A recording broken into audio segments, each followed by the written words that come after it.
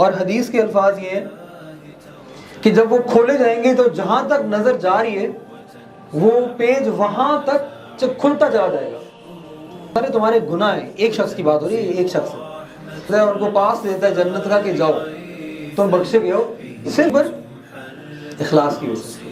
جو تم نے اللہ کی ذات کے لیے کی، شاید اللہ سبحانہ تعالیٰ ان نیکیوں کی وجہ سے ہمارے اوپر سے یہ مصیبت ہٹا دے. اب یہ وسیلے کا کانسیپٹ ہے. اللہ کے ساتھ افیکٹس ہیں کہ ایک مباح عمل جو نہ نیکی تھی نہ گناہ کا کام، نیت کی وجہ سے اتنا بڑا عمل ہو جاتا ہے.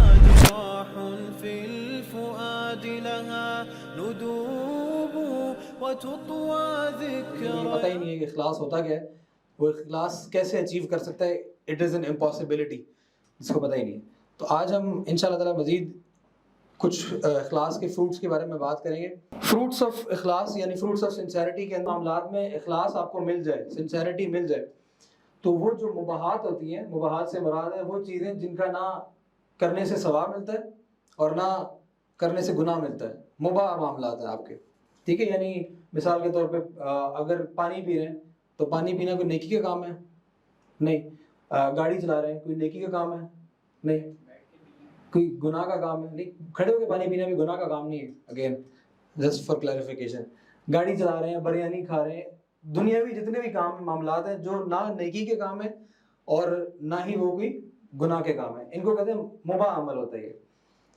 ان اعمال کو بھی اخلاص کی وجہ سے اگر اخلاص اچیو ہو جائے تو یہ معاملات آپ کی نیکی میں تبدیل ہو جاتے ہیں. یہ اخلاص کے ثمرات ہیں، فروٹس ہیں. اور اگر دیکھا جائے یہ تو یہ بہت ہیوج چیز ہے. کیوں؟ کیونکہ دیکھیں زندگی میں ہر شخص نے، آپ نے بھی، میں نے بھی، ہم سب کپڑے بدلتے ہیں. اگر کپڑے بدلنے سے پہلے دعا پڑھ لیں گے تو نیکی لکھی جائے گی. ہم کھانا بھی کھاتے ہیں، ہم جب کھانا کھاتے ہیں تو اگر کھانے سے پہلے بسم اللہ پڑھ لیں گے تو نیکی لکھی جائے گی. اور یہ تو بڑی بیسک لیول کی، یہ تو صرف نیکیوں کی بات ہو رہی ہے. اگر اس کو ہم ایک اور سٹیپ اپ کر دیں، یعنی واقعتاً اللہ کے ساتھ مخلص ہونے کا ہمارا معاملہ یہ ہو جائے کہ ہم کہیں کہ میں کھانا اسی لیے کھا رہا ہوں. سوچیں یہ ذہن کے اندر. اچھا ایک چھوٹی سی کلیریفیکیشن، جب ہم اس ٹاپک کے اندر، اخلاص کے ٹاپک کے اندر جب ہم نیت کی بات کر رہے ہیں تو ہم اس نیت کی بات نہیں کر رہے جو ہمیں عمومی طور پہ جو کامنلی انڈرسٹوڈ ہے کہ یار نیت باندھ دو. مثال کے طور پہ 4 رکعت ہیں، اگر 4 رکعت پڑھے ہو تو ظہر کی اور عصر میں اس میں کیا فرق ہے؟ نیت کا فرق ہے نا. باقی پروسیس بھی سیم ہے، ہر چیز سیم ہے، صرف نیت کا فرق ہے. یہ وہ والی نیت کی بات نہیں ہو رہی. یہ بات ہو رہی ہے کہ آپ نے کیا انٹینٹ کیا اچیو کرنا اس ایکشن کے تھرو. مثال کے طور پہ میں نے کھانے کی مثال دی آپ کو، تو آپ اگر کھانا کھا رہے ہیں، اگر آپ کی نیت صرف یہ ہے کہ میں کھانا کھا رہا ہوں تو آپ کو نہ گناہ ملے گا نہ ثواب ملے گا. اگر آپ بسم اللہ نہیں پڑھیں گے تو ساتھ شیطان شامل ہو جائے گا، اگر پڑھ لیں گے تو شیطان ساتھ شامل نہیں ہوگا اور نیکی لکھ دی جائے گی. لیکن اگر آپ کی نیت یہ ہے کہ میں کھانا کھاؤں گا اسی لیے تاکہ میرے جسم کو طاقت ملے، مجھے تقویت ملے، اور پھر میں اللہ سبحانہ تعالیٰ کی عبادت کے اندر مزید ایڈوانسمنٹ کر سکوں اور زیادہ حسن کے ساتھ اور زیادہ اخلاق اچھے بہترین انداز کے ساتھ اللہ کی عبادت کر سکوں، اگر آپ کی یہ نیت ہوگی تو وہ کام آپ کے لیے نہ صرف یہ کہ وہ چھوٹا سا ثواب جو دعا پڑھنے پہ آپ کو ملے گا، وہ پورا کا پورا عمل ہی جو ہے وہ آپ کا نیکی لکھا جائے گا. ہم اپنے گھر بنواتے ہیں، ہم اپنے گھروں کے اندر کھڑکیاں رکھتے ہیں سارے. کوئی ایسا ہے جو ڈروا بنا لے اور گھر کے اندر کھڑکی نہ رکھے؟ سب بنواتے ہیں. نہ یہ نیکی کا کام ہے نہ ہی گناہ کا کام. لیکن اگر گھر بنواتے ہوئے اونر نے، خالی جو مزدور بنا رہا ہے وہ بھی نہیں، جو ٹھیکیدار بنا رہا ہے وہ بھی نہیں، اونر نے اگر یہ سوچ لیا ہے کہ میں یہ جو کھڑکیاں بنا رہا ہوں، میں یہ کھڑکیاں اسی لیے بنا رہا ہوں تاکہ اذان کی آواز آئے گی تو میں نماز پڑھنے جاؤں گا، تو اب جب تک اس گھر میں وہ کھڑکی بنی رہے گی، وہ بندہ مر بھی جائے گا، اس کے فوت ہو جانے کے بعد اس کی اولاد بھی جب اس سے اذان کی آواز سنے گی تب بھی اس کو ثواب ملتا رہے گا. یعنی یہ اخلاص کے ثمرات ہیں، یہ اللہ سبحانہ تعالیٰ کے ساتھ سنسیئرٹی کے ایفیکٹس ہیں کہ ایک مباح عمل جو نہ نیکی تھی نہ گناہ کا کام تھا، وہ آپ کی نیت کی وجہ سے اتنا بڑا عمل ہو جاتا ہے. شادیاں ہم سب کرتے ہیں، یہ چلو لیٹ می ریفریز اٹ، سب کا دل ہوتا ہے کہ ہم شادی کریں، ٹھیک ہے. دیکھیں اگر ہم شادی صرف اس وجہ سے کر رہے ہیں کہ ہمارے اوپر سوسائٹی کے پریشرز ہیں، ہمیں لوگ یہ کہہ رہے ہیں، گھر والوں کی طرف سے پریشر ہے. ہمارے معاشرے میں انفارچونیٹلی خاص طور پر لڑکیوں کے اندر گھر والوں کی طرف سے پریشر ہوتے ہیں کہ شادی شادی شادی شادی نہیں ہوئی. ان کو الٹا اللہ تعالیٰ معاف کرے وہ بوجھ سمجھ رہے ہوتے ہیں پیرنٹس انفارچونیٹلی ہمارے معاشرے کے اندر. اور لڑکے بھی جو ہیں وہ بھی خاص عمر تک پہنچتے ہیں تو پھر اس کے بعد پھپھو اور خالہ جن کی بیٹیاں ہوتی ہیں وہ بھی سوال کرنے شروع کر دیتی ہیں کہ بیٹا جاب کرنا شروع ہو گیا, سب کچھ ہو گیا, ویل سیٹل ہو گیا, شادی نہیں ہو رہی ابھی تک, شادی نہیں کرنی, شادی نہیں کرنی. تو اگر آپ سوسائٹی کے پریشر میں کر رہے ہیں تو اس عمل کا کوئی آپ کو خاص ثواب نہیں ہے سوائے اس کے کہ آپ نے نکاح پڑھوایا تو آپ کو اس کا ثواب ہوا ہے, آپ نے نکاح کیا تو آپ کو اس کا ثواب ہوا, آپ کا آدھا دین مکمل ہوا ہے, آپ کو گناہوں سے حفاظت ہو جائے گی. یہ چیزیں موٹی موٹی چیزیں. لیکن اگر آپ میں سے کوئی شخص ایسا ہے جس نے نیت یہ کی تھی کہ میں شادی اسی لیے کر رہا ہوں کہ میں اپنی پاک دامنی کی حفاظت کروں گا, میں گناہ میں نہیں پڑوں گا, میں زنا میں نہیں پڑوں گا, میں اپنی نظروں کی حفاظت کروں گا. اگر کوئی بندہ اس نیت سے شادی کر رہا تھا پھر یقین کریں اس کی پوری میرج جو بلیسڈ ہوگی وہ تو ہوگی, ساتھ ساتھ اس کی زندگی کا ہر ایک لمحہ اس کے لیے باعث ثواب بن جائے گا. تو یہ اخلاص کا معاملہ جو یہ ایسا معاملہ ہے کہ یہ معمولی عمل کو ایسا عمل بنا دیتا ہے جو آپ کے مرنے کے بعد بھی آپ کے لیے نیکیاں لکھواتا چلا جاتا ہے. یہ اس کے ثمرات میں سے ایک ایفیکٹ ہے. اس کے بعد آگے چلیے ذرا, 7واں ایفیکٹ یا فروٹ وہ یہ ہے کہ آپ لوگوں نے جن لوگوں نے تخلیہ والا ٹاپک اٹینڈ کیا تھا جس کے اندر ہم نے برائیاں ڈسکس کی تھی, حسد وغیرہ اور یہ غیبت اور باقی دیگر کبر, یہ سب چیزیں ڈسکس کی تھی, ہم نے اس کے اندر ایک چیز بار بار ڈسکس کی تھی کہ یہ کنٹینیوس پروسیس ہے, آپ لوگوں کو یاد ہوگا, یہ بار بار کرنا پڑے گا, یہ اچیو اتنے آرام سے نہیں ہوگا. اگر اس پروسیس کے دوران اگر آپ اپنے دل کی پاکیزگی کرنے کی کوشش کر رہے ہیں اور اس دوران آپ کی نیت صاف نہیں ہے, مطلب آپ بغض کو نکالنا چاہ رہے ہیں لیکچر سن کے آگے, لیکن آپ کی نیت نہیں کہ میں نکالوں اللہ کی رضا کے لیے نکالوں, نہیں, یہ کوئی اور آپ کے اندر مقصد کوئی اور ہے دل میں, تو پھر آپ کبھی بھی اپنے دل کی پاکیزگی حاصل نہیں کر سکیں گے. یہ اس کا ایک ایفیکٹ ہے اخلاص کا کہ اگر آپ نے اخلاص اچیو کر لیا تو اللہ سبحانہ و تعالیٰ آپ کے دلوں کو بھی پاک کر دیں گے. تو مطلب آپ کنٹینیوسلی کوشش کر رہے ہیں اخلاص حاصل کرنے کی, لیکن اگر آپ کی نیت صرف اتنی ہوگی کہ میں جو بھی کام کر رہا ہوں اپنے دل کی پاکیزگی کی کوشش کر رہا ہوں تو میں یہ کام لوجہ اللہ کر رہا ہوں, صرف اللہ کے چہرے کے لیے کر رہا ہوں, اگر آپ کی یہ نیت ہوگی تو پھر اللہ سبحانہ تعالیٰ آپ کی مدد کیسے نہیں کریں گے؟ ممکنات میں سے نہیں, پاسبلٹیز میں سے نہیں. اللہ کے نبی صلی اللہ علیہ وسلم کی ایک حدیث موجود ہے کہ اللہ کے نبی صلی اللہ علیہ وسلم فرماتے ہیں کہ اللہ تعالیٰ اعمال میں سے اسی عمل کو شرف قبولیت سے نوازتا ہے جو خالص ہو اور سچے دل کے ساتھ کیا گیا ہو اور اس سے اللہ کی خوشنودی اور رضامندی چاہی گئی. میں 3 چیزیں اللہ کے نبی صلی اللہ علیہ وسلم نے بتائی کہ اعمال کون سے قبول ہوتے ہیں اللہ کے یہاں. ویسے تو ہم نے ایک ٹیکنیکل ایسپیکٹ ڈسکس کیا ہوا ہے کہ سنت کے مطابق ہوں اور وہ ساری چیز, لیکن یہاں پہ حدیث کے مطابق کیا کہہ رہے ہیں اللہ کے نبی صلی اللہ علیہ وسلم کہ جو اعمال خالص ہوں گے, نمبر 1 سچے دل سے کیے گئے ہوں گے, نمبر 2 اور اس سے صرف اور صرف ایک چیز درکار ہوگی وہ اللہ تعالیٰ کی خوشنودی اور رضامندی. اگر کوئی عمل ایسا ہوگا تو وہ اللہ کے یہاں قابل قبول ہے. یاد رہیں کہ اللہ کے نبی صلی اللہ علیہ وسلم جو الفاظ استعمال کر رہے ہیں وہ میری طرح استعمال نہیں کرتے یا آپ کی طرح استعمال نہیں کرتے, جو لفظوں کا جو ہے نا وہ بڑا بے احتیاطی سے استعمال کرتے ہیں. اللہ کے نبی صلی اللہ علیہ وسلم جو اپنی مرضی سے کوئی بات نہیں کرتے, ہم یہ پہلے بھی ملٹیپل ٹائم ڈسکس کر چکے ہیں. وہ اگر الفاظ یہ کہہ رہے ہیں کہ اللہ سبحانہ تعالیٰ صرف اس عمل کو شرف قبولیت سے نوازتا ہے, یعنی صرف خاص کر رہے ہیں اللہ کے نبی صلی اللہ علیہ وسلم, اس کا مطلب یہ ہے کہ باقی اعمال آٹومیٹکلی ضائع اللہ تعالیٰ کے یہاں کسی کام کے نہیں. اور اس کے بارے میں ہم اس ٹاپک کے اوپر ملٹیپل احادیث اور قرآن کے اندر یہ ٹاپک ملٹیپل پوائنٹس کے اوپر ڈسکس کیا گیا. تو اس سے مراد یہ اس پوائنٹ سے کہ جب تک اخلاص نیت نہیں ہوگی, اللہ کی خوشنودی حاصل کرنا مقصود نہیں ہوگا, تو دل کی پاکیزگی حاصل کرنا بھی ممکن نہیں ہے. یہ دونوں چیزیں آپس میں کنیکٹڈ ہے. اخلاص ہوگا تو دل کی پاکیزگی ہوگی, دل کی پاکیزگی ہوگی تو اخلاص ملے گا. تو یہ ایک سرکولر ریزننگ ہے, لیکن دوز ہو نو, یہ صرف انہی کے لیے خالی. آگے چلیے. اچھا یہ بڑا انٹرسٹنگ پوائنٹ ہے.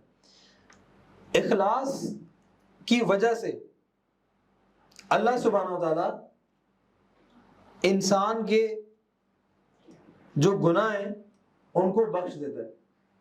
اللہ تعالیٰ انسان کے نہ صرف گناہوں کو بخش دیتا ہے بلکہ ان لوگوں کو مغفرت سے نواز دیتا ہے اخلاص کی وجہ سے. اب اس سے کیا مراد ہے؟ میں بار بار اخلاص کو بار بار ایکسپلین نہیں کرتا کیونکہ آپ لوگ آلریڈی سمجھتے ہوئے آ رہے ہیں, اس لیے میں یہ امید کر رہا ہوں کہ you are already on board, اس لیے میں چھوٹی چھوٹی چیزوں کو بار بار ڈسکس نہیں کر رہا. اس کے بارے میں کچھ دلائل میں آپ کے سامنے وہ دلائل رکھتا ہوں. اللہ کے نبی صلی اللہ علیہ وسلم نے 3 ایسے واقعات بتائے ہیں مختلف مقامات کے اوپر, یہ کبھی ایک جگہ پہ نہیں ہے, میں آپ کے سامنے کمپائل کر کے رکھ رہا ہوں. اللہ کے نبی صلی اللہ علیہ وسلم نے ایک عورت کا ذکر کیا ہے, آپ لوگوں نے شاید اس کی مثال سنی ہوگی. ایک ایسی عورت جو کہ پروسٹیٹیوٹ تھی, ایک زانیہ عورت, جس کی زندگی ہی جو ہے وہ گناہ کے اوپر بیس تھی, اس کی کمانا کھانا اور اس کی لائف ہی یہ تھی. ٹھیک ہے, سارے سمجھ رہے ہیں نا آپ لوگ کون سی خاتون تھی؟ اس خاتون نے ایک ایسا عمل کیا تھا جس کی وجہ سے حدیث میں آتا ہے کہ اللہ سبحانہ تعالیٰ نے اس کو بخش دیا. یعنی یہ نہیں کہ کچھ اعمال معاف کر دیے پچھلے سال کے, پچھلے 2 سال کے, نہیں, اللہ سبحانہ تعالیٰ نے اس کو بخشش کا جو ہے نا وہ ڈگری دے دی کہ تم بخشی گئی ہو. اس کا کیا عمل تھا؟ اس کا یہ عمل تھا کہ اس کے سامنے ایک کتا آ گیا جو کہ پیاسا تھا, اس نے اس کو پانی پلا دیا,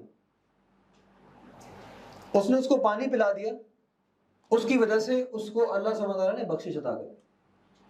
ایک اور شخص تھا, اس کا بھی کوئی خاص اچھا معاملہ نہیں تھا, اللہ والا نے اس کا کیا معاملہ تھا, اس نے صرف اور صرف رستے سے ایک نقصان دہ چیز, جس طرح صدقے کے بارے میں آتا ہے کہ رستے سے کوئی نقصان دہ چیز ہٹا دینا صدقہ ہے, اس نے رستے سے وہ چیز ہٹا دی, اللہ سبحانہ تعالیٰ نے اس کو بخشش کا پیمانہ دے دیا کہ تم بخشے گے.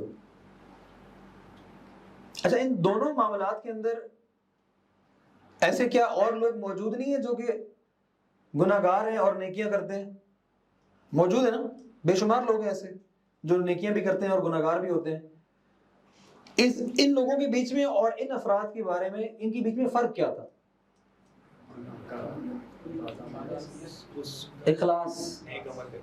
اخلاص. اس عورت نے جب اس کتے کو پانی پلایا تھا, اس کی نیت خالصتاً یہ تھی, یہ نہیں تھی, کوئی اور شخص نہیں دیکھ رہا تھا اس کو, کوئی بھی اس کو دیکھ نہیں رہا تھا. اس کی نیت صرف یہ تھی کہ میرا رب مجھ سے راضی ہو جائے, شاید یہ بے زبان جانور ہے, اس کو پانی پلانے سے میرا رب مجھ سے شاید راضی ہو جائے. چھوٹا سا عمل. اس کے برعکس کتنے بڑے بڑے گناہ, کتنے بڑے بڑے کبائر کرتی رہی, اللہ تعالیٰ نے ان کو معاف کر دیا. دوسرے بندے کا بھی یہی معاملہ. ایک اور بندے کے بارے میں ایک بڑی مشہور حدیث ہے, آپ لوگوں نے شاید پہلے سنی ہو, میں آپ کے سامنے رکھ دیتا ہوں. یہ ٹاپک تھوڑا ڈیٹیل اسی لیے کیونکہ دلوں کی صفائی کے لیے بہت امپورٹنٹ چیز ہے. یہ حدیث ہمارے سامنے شاید گزری ہو لیکن شاید آپ نے اس انداز میں نہ دیکھی ہوگی. عبداللہ ابن عمر رضی اللہ تعالیٰ عنہ اللہ کے نبی صلی اللہ علیہ وسلم سے روایت کرتے ہیں کہ اللہ کے نبی صلی اللہ علیہ وسلم نے بیان کیا کہ ایک شخص ہے, قیامت کے روز اس کو اللہ سبحانہ تعالیٰ لوگوں کے بیچ میں سے کھڑا کریں گے. اللہ سبحانہ تعالیٰ will single him out, اس کو باہر نکالا جائے گا, اس کو چوز کیا جائے گا, اس کو باہر نکالا جائے گا. تمام مخلوق اس کو دیکھ رہی ہے قیامت کے روز, سب اس کو دیکھ رہے ہیں. اس شخص کے 99 scrolls. Stop scrolling. اگر آپ یہ ویڈیو ابھی دیکھ رہے ہیں then there's a reason why Allah wants you to watch this video. اللہ سبحانہ و تعالیٰ نے ہمیں ایک بہت بڑی نعمت سے نوازا ہے, وہ ہے ایمان کی دولت, اور ہمیں چاہیے کہ ہم اس کا حق ادا کریں کہ اللہ سبحانہ و تعالیٰ کے اس تحفے کو بے تحاشا لوگوں تک پہنچائیں. اس کے لیے یوتھ کلب کوششیں کر رہا ہے, ہماری یوتھ کو بچانے کے لیے, ہماری یوتھ کو گائیڈ کرنے کے لیے, ہماری یوتھ کو ایک پازیٹیو راستہ دکھانے کے لیے جد و جہد میں لگا ہوا ہے. And we can't do this alone. اس کے لیے ہمیں آپ کی سپورٹ کی ضرورت ہے. آل دس equipment, all this effort, all this tour, all this moving around and meeting all the youngsters and giving lectures, it has a cost. And if you are willing to spend in this cause, then you will be rewarded inshallah greatly at the day of judgment. Allah subhanahu wa ta'ala ihsan ka badla ihsan se hi ادا کرتے ہیں. Spend in the way of Allah, support this cause so that we can reach out to as many youngsters as possible. Assalamu alaikum.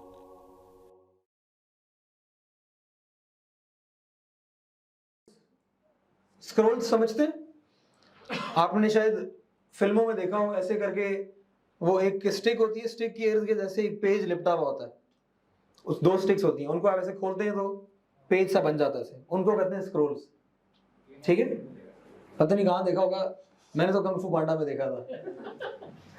ان کو کہتے ہیں scrolls, جن کے بیچ میں لکھا جاتا ہے، اور پہلے زمانوں کے اندر بھی اس کو یوز کیا جاتا تھا۔ حدیث کے الفاظ یہ ہیں، اب اس وقت قیامت کے روز وہ اسکرول ان کی شکل ایگزیکٹلی کیسی ہوگی اللہ عالم، ہمیں معلوم نہیں ہے۔ یہاں پہ جو ورڈ یوز کیا جا رہا ہے میں آپ کو وہ سامنے بیان کر رہا ہوں۔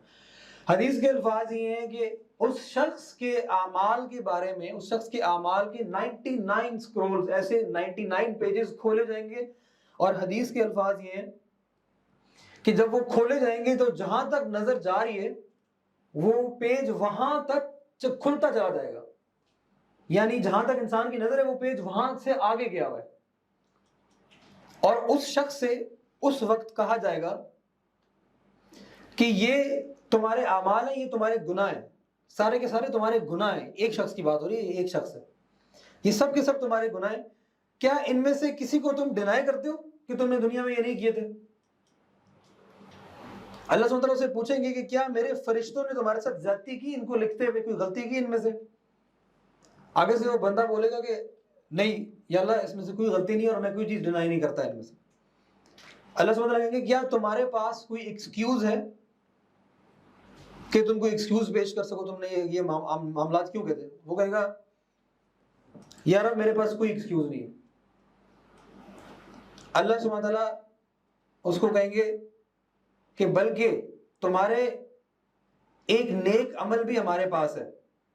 اللہ سبحانہ وتعالیٰ اس کو بولیں گے، یعنی اس کو تسلی دی جا رہی ہے کہ صبر کرو، ابھی صبر کرو، تمہارا ایک نیک عمل بھی ہمارے پاس ہے اور تمہارے پہ زیادتی نہیں کی جائے گی۔ اللہ سبحانہ وتعالیٰ اس کو کہہ رہے ہیں، اس شخص کو۔ آپ خود سوچیں اگر آپ کی اور میری یہ کیفیت ہو کہ میرے سامنے اس طرح کے 99 پیج کھولے گئے ہیں اور تحت نگاہ جو ہے وہ اس کے گناہ درج کیے جا رہے ہیں، فرشتوں نے لکھے ہیں اور وہ تسلیم بھی کر رہے ہیں اور اس کے اندر کوئی غلطی اور کوتاہی بھی نہیں ہے، تو اس کے بعد کوئی گنجائش بچتی ہے کہ میں بچا جاؤں گا؟ تو میں تو یہ سوچوں گا کہ یار میں تو اب گیا۔ لیکن اللہ سبحانہ وتعالیٰ، ہمارا رب ایسا رحیم ہے، ایسا رحمان، ایسا رحیم ہے کہ اللہ سبحانہ وتعالیٰ کہہ رہے ہیں کہ ابھی ٹھہر جو، تمہاری ایک نیکی ہمارے تک پہنچی ہے، تمہارے ساتھ زیادتی نہیں کی جائے گی، صبر کرو۔ آگے سنیے، حدیث کے الفاظ ہیں کہ ایک پرچی یا ایک کارڈ، ایک چھوٹی سی پرچی لے کے آئی جائے گی، اور اس پرچی کے اندر الفاظ لکھے ہوں گے کہ اشہد ان لا الہ الا اللہ واشہد ان محمد رسول اللہ۔ حدیث کے الفاظ ہیں کہ ترازو کے اندر اس شخص کے جو 99 سکرولز ہیں، ایک سائیڈ پہ ان کو رکھا جائے گا اور ایک سائیڈ پہ اس ایک پرچی کو رکھا جائے گا، اور جب اس ترازو کو اٹھایا جائے گا تو وہ جو 99 سکرولز تھے وہ ہلکے ہو جائیں گے، اور وہ جو پرچی کے اوپر ایک کلمہ کہا تھا اس شخص نے وہ بھاری ہو جائے گا، اور وہ شخص اس بات کے اوپر حیران پریشان ہوگا، وہ کہے گا یا اللہ کہ کیا یہ پرچی، چھوٹی سی جو پرچی ہے، کیا یہ ان سارے سکرولز کے اوپر بھاری ہو گئی ہے؟ اللہ سبحانہ وتعالیٰ آگے اس کو ایک جواب دیں گے کہ بے شک تمہارے ساتھ زیادتی نہیں کی جائے گی۔ اور اللہ کے نبی صلی اللہ علیہ وسلم آگے سے فرمایا، اسی حدیث کے آخر میں اللہ کے نبی صلی اللہ علیہ وسلم فرماتے ہیں کہ اس شخص کو جو یہ اٹھایا گیا اعمال، تو یہ اسی لیے اصل میں وہ پرچی بھاری ہو گئی تھی کیونکہ اللہ کے نام سے زیادہ بھاری کوئی اور چیز نہیں ہے۔ اور اس حدیث کی شرح کے اندر جو محدثین نے مختلف اسباب پیش کی ہیں، جو مختلف ریزنز پیش کیے کہ وہ کیا وجہ تھی۔ اب آپ کے ذہن میں ایک سوال آ رہا ہوگا نا، یہ تو مسلمانوں نے تو سب نے کہا ہے اشہد ان لا الہ الا اللہ واشہد ان محمد رسول اللہ at any stage in their lives, تو اس کے بارے میں جو محدثین انہوں نے بہت ساری احادیث کو جب کمپائل کیا اور اس ٹاپک کو اٹھایا، تو فرق یہ پیدا ہوتا ہے اس کے اندر کہ اس شخص نے اور ہم میں اور آپ میں فرق یہ ہوگا کہ اس شخص نے جب وہ الفاظ بولے تھے وہ اس نے صدق دل سے بولے تھے، اخلاص کے ساتھ بولے تھے۔ یعنی آپ نوٹس کریں کہ وہ سارے کے سارے اعمال، وہ پوری کی پوری زندگی ایک طرف ہوگی، لیکن اخلاص کے ساتھ ایک کلمہ جو کہا گیا تھا وہ ان سب کے اوپر بھاری ہو گیا۔ تو اس سے ہمیں معلوم ہی ہوتا ہے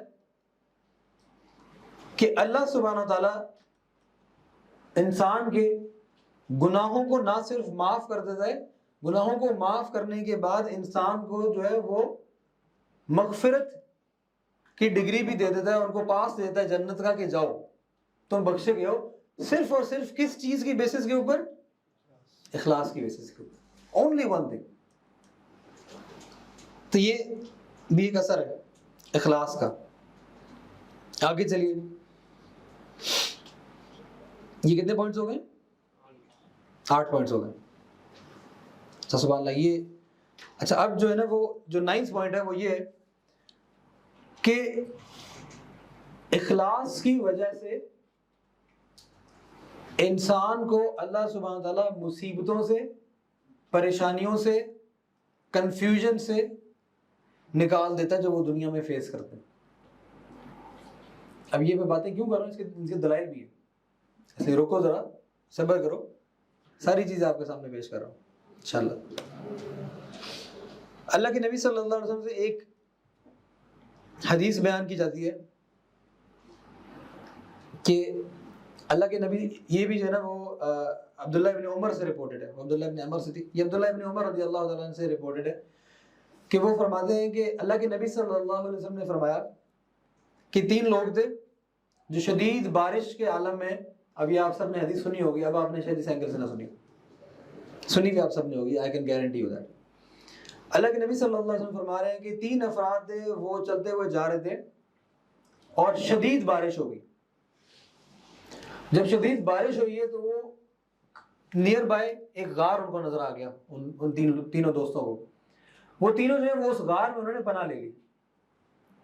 ہوا یہ کہ جب انہوں نے اس غار میں پناہ لی ہے تو ایک پتھر, بہت بڑا پتھر, اس نے جو غار کا پورا انٹرنس ہے وہ اس نے بلاک کر دی اور روشنی اندر آنا بند ہو گئی, یہاں تک کہ اندر ان کے باہر یعنی ان سے باہر جانا ان کے لیے ناممکن ہو گیا.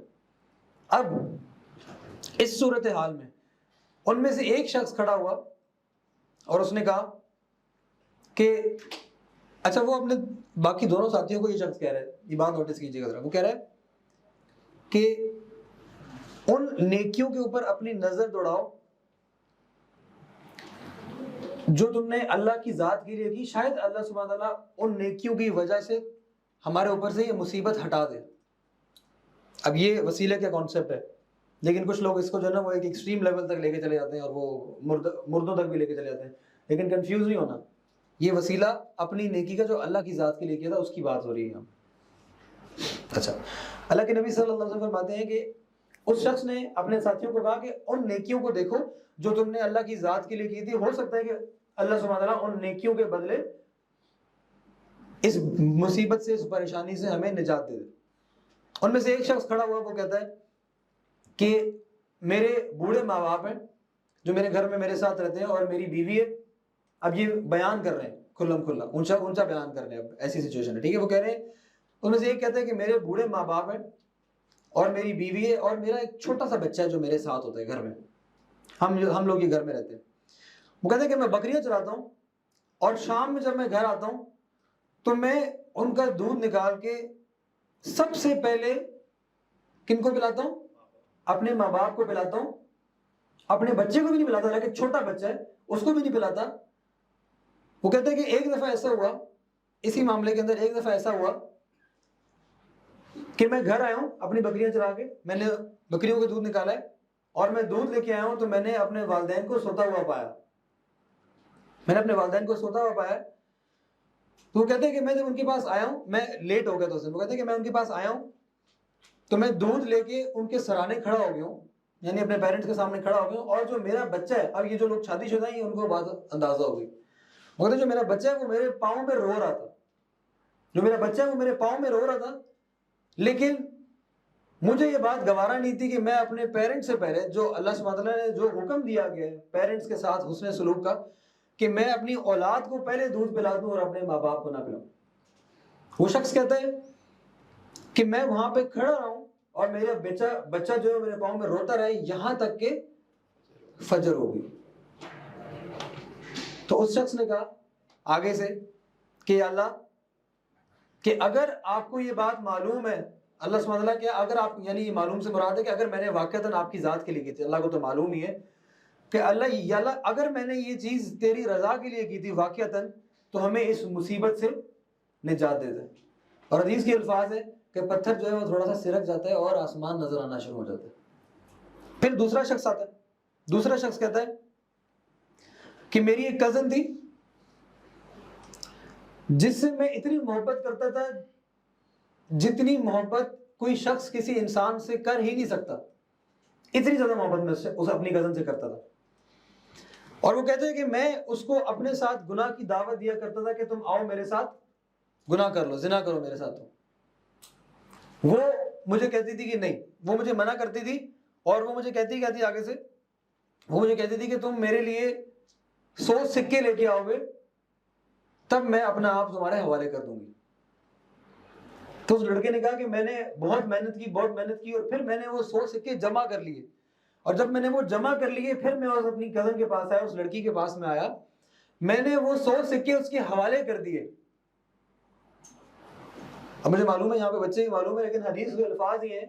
وہ کہتے ہیں کہ میں نے وہ 100 سکے اس کے حوالے کر دیے, اور 100 سکے اس کے حوالے کر دینے کے بعد میں اس کی ٹانگوں کے درمیان کھڑا ہوں. اور اس وقت وہ کہتی ہے, اس لڑکی نے اس لڑکے کو آگے سے صرف یہ کہا کہ جس چیز کا تمہارے اوپر حق نہیں ہے اس کے ساتھ زیادتی مت کرنا اور اللہ سے ڈر جانا. اس لڑکی نے کہا کہ میں نے یہ الفاظ سننے کے بعد میں وہیں پہ کھڑا ہو گیا اور میں اس کو چھوڑ کے چلا گیا. میں نے ایک اور لفظ نہیں کہا اس کو. تو وہ آگے سے کہتا ہے کہ یا اللہ, اگر یہ معاملہ میں نے صرف اور صرف تیرے چہرے کے لیے کیا کہ ہاں تو ہمیں اس مصیبت سے نجات دے دے. وہ پتھر اور ہٹ جاتا. اس کے بعد تیسرا شخص کھڑا ہوتا ہے. وہ تیسرا شخص کھڑا ہوتا ہے, وہ کہتا ہے کہ میں نے ایک شخص کو امپلائی کیا تھا, یعنی غلام تھا میرا, اس کو میں نے اپنا کچھ کام کرنے کے لیے امپلائی کیا تھا, اور اس کام کے عوض میں نے چاول دینے تھے. لیکن جب میں نے اس کو چاول دیے تو اس نے وہ چاول نہیں لیے اور وہ چلا گیا, اس کے بغیر ہی وہ چلا گیا. اور وہ شخص کہتا ہے کہ میں نے اس کے چاولوں کے ساتھ کیا یہ کہ میں نے اس کا جو شیئر تھا وہ آگے انویسٹ کرتا گیا, وہ پلانٹ کرتا گیا, یہاں تک کہ اس کے پاس اپنی بھینسیں, اپنی جانور, اور اس کے پاس پورا ایک فلاک بن گیا جانوروں کا. وہ کہتا ہے کہ بعد میں وہ شخص میرے پاس آیا, وہ غلام میرے پاس بعد میں آیا, اور اس نے کہا کہ میرا حق مجھے دے دو اور اللہ سے ڈر جاؤ. کہتے ہیں اس کے جواب میں نے اس کو کہا کہ جاؤ, وہ جانور کھڑے ہیں, وہ جانور تمہارے ہیں. تو اس شخص نے کہا کیا تم میرے ساتھ مذاق کرتے ہو؟ یعنی وہ اس نے کہا کہ میں نے تمہارا تھوڑا سا کام کیا تھا کہ تم میرے ساتھ مذاق کر رہے ہو کہ تم یہ مجھے سارے کا سارا پورا کا پورا ایک فلاک دے رہے ہو. اس شخص نے کہا کہ نہیں, میں تمہارے ساتھ مذاق نہیں کر رہا, یہ تمہارے, تم لے اور تم چلے جاؤ. اور اس شخص نے وہ جانور لیے اور وہ چلا گیا. اور جب وہ گیا تو وہ سب کچھ لے کے چلا گیا. اس شخص نے پھر دوبارہ تیسرے بندے نے یہ کہا کہ اے اللہ, اگر میں نے یہ چیز صرف اور صرف تیری ذات کے لیے کی تھی تو یہ مصیبت ہمارے اوپر سے ٹال دے. اور یہ کہنے کی دیر تھی کہ وہ پتھر جو ہے وہ ان کے اوپر سے ہٹ گیا. صحیح حدیث ہے. اس سے ہمیں پتہ ہی چلتا ہے کہ ہمارے اوپر جب مصیبتیں آتی ہیں, جب ہمارے اوپر پریشانیاں آتی ہیں, تو اس چیز, ان اعمال کے اندر آپ لوگوں نے ایک چیز نوٹس کی ہے, یہ جتنے اعمال تینوں بندوں نے کیے, پہلے شخص نے عمل کیا, کوئی بھی نہیں دیکھ رہا, کوئی بھی نہیں دیکھ رہا, اس نے خالص اللہ کی رضا کے لیے کیا, اور اس نے یہ بولا اگر اللہ کی رضا کے لیے کیا تو اللہ پھر ہماری مدد کرنا, اور اللہ تعالیٰ نے اس کی مدد کی. یعنی وہ گارنٹی یہاں پہ اسٹیمپ آ گئی کہ اللہ کی رضا کے لیے ہی کیا تھا انہوں نے. دوسرے شخص نے بھی یہی کہا, کوئی اور نہیں دیکھ رہا تھا, بلکہ اس نے تو محنت بھی کی تھی اس پوزیشن تک پہنچنے کے لیے, اس گناہ کو کرنے کے لیے, پھر بھی اس نے اس گناہ کو چھوڑ دیا. کس ذات کے لیے؟ اللہ کی رضا کے لیے. اور جو تیسرا شخص تھا, اگر اس کو وہ اتنا ہی دے دیتا جتنا اس نے اس کے لیے پہلے سے رکھا ہوا تھا تو وہ بھی کافی تھا. لیکن اس شخص نے کیا کہا کہ نہیں, یہ میں نے نیت یہ کی تھی کہ اس شخص کے لیے, اللہ کی رضا کے لیے میں نے وہ پلانٹ کر کے دیا تھا, اور یہ اس کی انویسٹمنٹ سے میں نے کمایا تھا, تو میں سب اس کو دوں گا. کس ذات کے لیے؟ اللہ کی رضا کے لیے. وہ شخص کیا کسی کورٹ آف لا میں جاتا تو پروف کر سکتا تھا کہ اس نے میرا حق مارا اور یہ سب جانور میرے ہیں؟ کبھی بھی نہیں, پروف ہی نہیں کر سکتا تھا. یعنی ان کے جتنے اعمال تھے ان کے اندر ایک چیز کامن تھی. وہ چیز کامن کیا تھی؟ خالص اللہ کی رضا کے لیے انہوں نے یہ معاملات کیے. اور ہمیں پتہ کیا چلتا ہے, اللہ سبحانہ تعالیٰ نے ان اعمال کی وجہ سے ان کے اوپر سے مصیبت کو ٹال دیا. اس کے علاوہ ہمارے اوپر جو ایک بہت بڑی مصیبت دنیا کے اندر آتی ہے, وہ مصیبت یہ ہوتی ہے کہ ہمیں کنفیوژن ہوتی ہے معاملات کے اندر, سمجھ نہیں آتی کون سا معاملہ حق کے اوپر ہے. یعنی آج کا معاملہ تو آج کا دور تو خاص طور پہ ہمارے لیے جو ہے نا یہ ایگزامپل ہے کنسیڈرنگ دا پولیٹیکل سچویشن اور جو کچھ ہمارے سامنے ہو رہا ہے اور فتنہ فساد LGBT اور یہ والے معاملات, مطلب عام بندے کو سمجھنا جو یہ معاملات بہت مشکل ہو گئے. اور بہت سارے لوگ کہتے ہیں کہ دین آسان ہے, ہم بھی کہتے ہیں دین آسان ہے if you are attached to the fundamentals. لیکن the truth be told, جو زیادہ تر میجورٹی پبلک ہے, جو میں اور آپ جس معاشرے میں رہ رہے ہیں, ہمارے لیے بہت مشکل ہے اس وقت حق اور باطل کے بیچ میں ڈیسائفر کرنا. ایسے ہے کہ نہیں؟ آپ ایگری کرتے ہیں کہ نہیں؟ بہت مشکل ہے. دین کے اندر تو الگ بات ہے کہ کون ٹھیک ہے کون غلط ہے, کیا فتنہ ہے کیا فساد ہے, کیا بدعت ہے کیا نہیں, یہ تو ایک الگ بحث ہے.